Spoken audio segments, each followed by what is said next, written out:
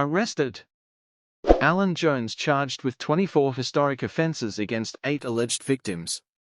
Veteran broadcaster Alan Jones has been charged with historical indecent assault and sexual touching offences spanning 2 decades. NSW police said Mr. Jones was charged with a total of 24 offences involving 8 alleged victims. They included 11 counts of aggravated indecent assault, 9 counts of assault with act of indecency, 2 counts of sexually touching another person without consent and 2 counts of common assault.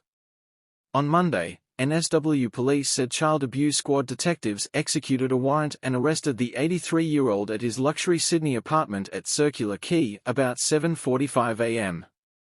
Detective Superintendent Linda Howlett said Mr. Jones appeared calm at the time of his arrest. He arrived at Day Street Police Station in the back of an unmarked police car at 11:15 a.m.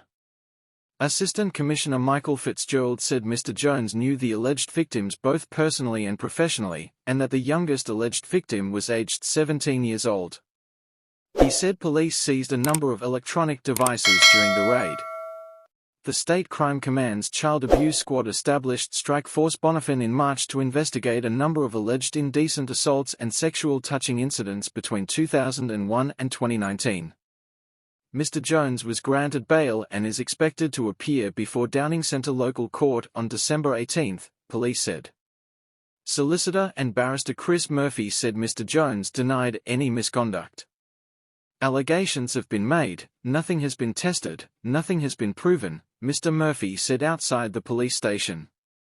Alan Jones will assert his innocence appropriately in the courtroom. Arrest followed, very complex, investigation. NSW Police Commissioner Karen Webb said the arrest followed a very complex investigation. This is a result of a very long, thorough and protracted investigation, she said at a press conference between Sydney and Wollongong. Commissioner Webb said detectives had been working tirelessly on the investigation. There's no such thing as a matter that's too old to be investigated, she said. NSW Premier Chris Minns, who also spoke at the press conference, declined to comment on the matter. I can understand the interest in the topic, but it's just not appropriate for me to comment on it, he said.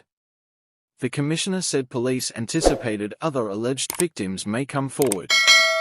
Assistant Commissioner Fitzgerald commended Strike Force investigators for their tenacity and their hard work in bringing this matter before the courts. Historical matters such as this are incredibly hard to investigate and bring before the courts, and I again congratulate them for their ongoing investigation that will continue on. He said media reporting triggered the creation of Strike Force Bonifin and subsequent investigation into Mr. Jones. Bonifin and the energy that was generated out of those newspaper articles have provided the ability for police to put these matters before the court, he said. Superintendent Howlett thanked the alleged victims for coming forward and asked the media to respect their privacy.